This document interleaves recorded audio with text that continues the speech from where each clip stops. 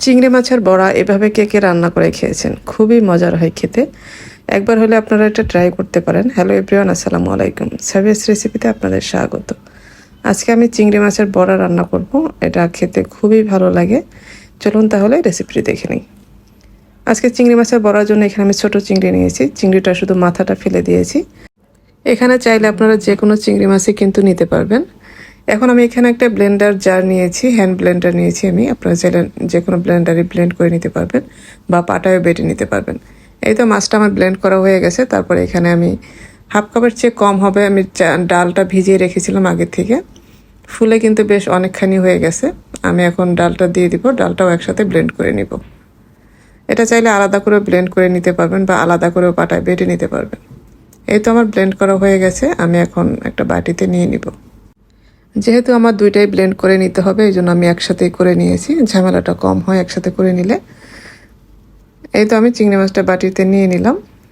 এখন আমি এখানে কিছু মশলা অ্যাড করব। এখানে আমি আদা বাটা, রসুন বাটা দিয়েছি 1 চা চামচ করে, মরিচের গুঁড়া দিয়েছি 1 চা চামচ, হলুদের গুঁড়া দিয়েছি হাফ চা চামচের মতো হবে, স্বাদ মতো লবণ দিয়েছি। এখন সব কিছু খুব ভালোভাবে মেখে নেব।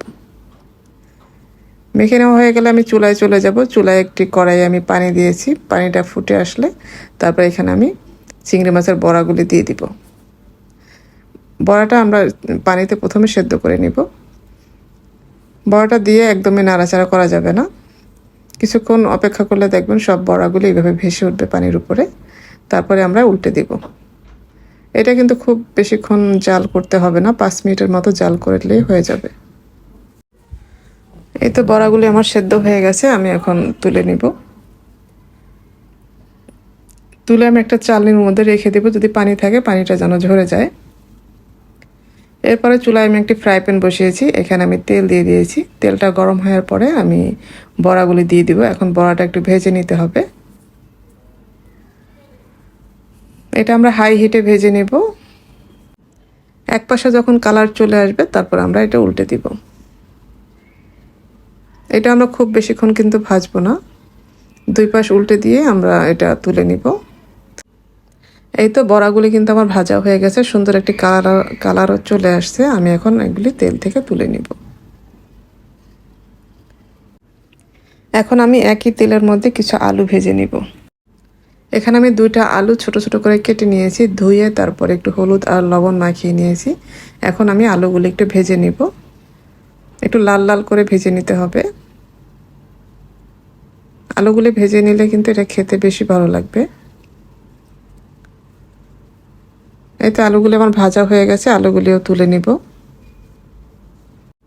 এরপরে চুলায় আমি আরেকটি কড়াই বসিয়েছি। এখানে আমি যে বড়া ভাজার তেলটা ছিল ওইটা দিয়ে দিব। এরপরে আমি এখানে পেঁয়াজ কুচি দিয়েছি হাফ কাপের মতো। পেঁয়াজটা একটু হালকা ভেজে নিব। আর এখানে আমি একটা তেজপাতা দিয়েছি, 1 টুকরো দারুচিনি আর 2টা দিয়েছি এলাচ। আর মশলাটা একটু ভেজে নিতে হবে পেঁয়াজের সাথে। এরপর আমি আদা রসুন বাটা দিয়েছি 1 চা চামচ করে, পেঁয়াজ বাটা দিয়েছি 1 টেবিল চামচ, সামান্য একটু পানি দিয়ে দিলাম। এখন আমি শুকনো যে গুঁড়া মশলাটা আছে ওইটা দিয়ে দিব। এখানে আমি ধনিয়া জিরার গুঁড়া দিয়েছি 1 চা চামচ করে, হলুদের গুঁড়া 1 চা চামচ, আর মরিচের গুঁড়া দিয়েছি 1 টেবিল চামচ, স্বাদ মতো লবণও দিয়ে দিয়েছি। এখন মশলাটা খুব ভালোভাবে কষিয়ে নিব। মশলাটা কষানো হয়ে গেলে তারপর ভেজে রাখা আলুটা দিয়ে দিয়েছি। আলুটা দিয়েও ভালোভাবে কষিয়ে নিতে হবে। কষানো হয়ে গেলে আমরা পানি দিয়ে দিব ঝোলের জন্য। এখন আমি ঢেকে দিব, ঢেকে কিছুক্ষণ রান্না করে নিব। এবার ঢাকনা উঠে একটু নেড়ে দিব আর কয়েকটা কাঁচামরিচ ফালি করে দিয়ে দিলাম।